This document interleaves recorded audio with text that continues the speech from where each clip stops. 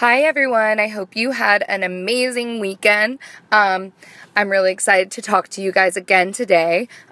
Last week I talked about knowing what your musties are, or your non-negotiables.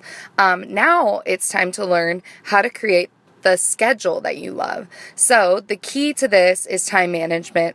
This is important for so many more reasons than just one. Don't you all know a person who just is always late to things? They have a horrible sense of time. They're always late. They've rescheduled. They show up late, or they just never show, or they can't agree to things because they don't know if they'll have time. We all know someone like that. Now that you know what your musties are after listening to last week's podcast, you know how to balance those things in your life that are most important to you.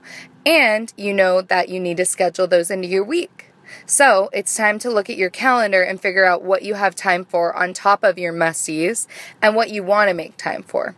So the term time management is used freely, but it not only shows your professionalism, it truly shows that you value the time of others. Whether it be a coworker, a friend, a family member, you value time with other people. I know my family has like that token late aunt and uncle where we just make a joke about it, like they're always late. Everyone tells them to show up at 5, even if our party is at 6, because we know they're going to be an hour late. And sometimes they even show up at 7 when we tell them it starts at 5. So even as a young kid, I kind of just saw them as a joke. I saw them as irresponsible. I saw them as kind of disrespectful. And, it might be someone's birthday that they're showing up 2 hours late to, and they missed the dinner and they missed the conversation. And, if you're going to be that late to something, give the people a heads up, right? So that's why being really good with managing your time is so important, because other people tend to ride and make plans with you depending on that schedule that you made. So it's really important to stick to the schedule and the commitments that you make. So now that I've talked about this, what now, right?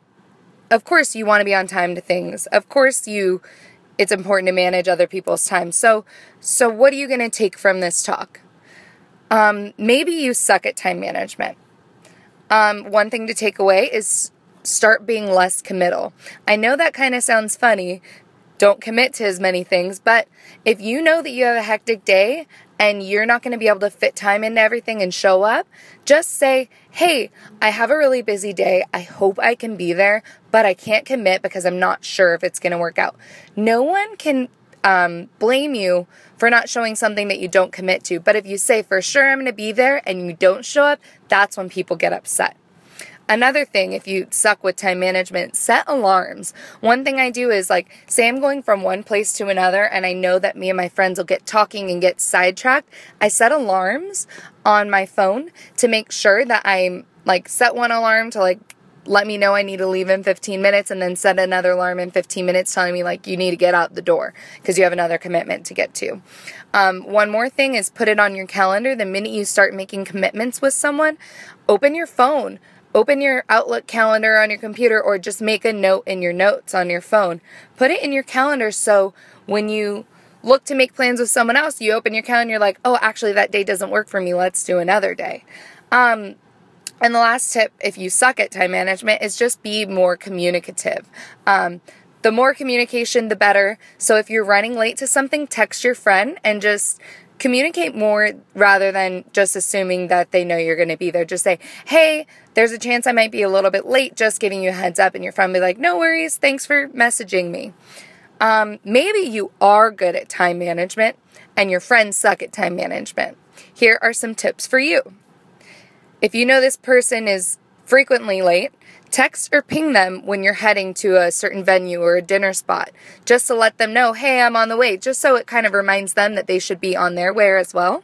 Another one, send them a calendar invite. If they're not the type of person to put it in their calendar, send them a calendar invite just so it pops up on their calendar and they know they have to accept it, and they're then committing to showing up.